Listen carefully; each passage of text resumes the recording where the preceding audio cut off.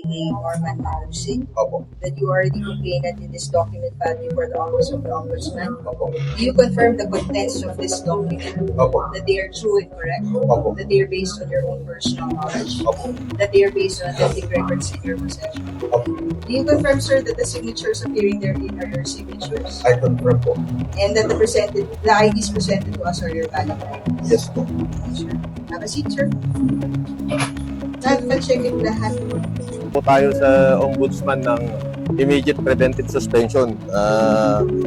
Ang mga sinampaho nating kaso sa kanya ay yung criminal po is yung violation ng Republic Act 309 o ng Anti-Graft and Corrupt Practices Act.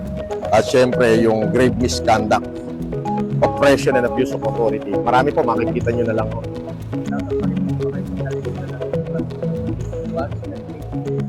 Pinag-aaralan po ng ating kampo.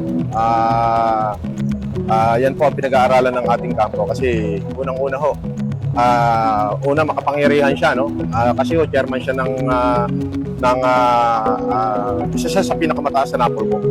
At ginagamit niya ho yun para mag-social media, para lang sa akin, para kasuhan ako ng unjust fixation. Napakarami hong problema ng ating bansa, pero bakit yan ang inuuna niya? Ba't inuuna? Sinampahan ko na po siya ng patong-patong na kaso rito sa ombudsman at hinihingi hindi po natin ang kanyang immediate, kung maaari, yung kanyang immediate preventive suspension sa Office of the Ombudsman.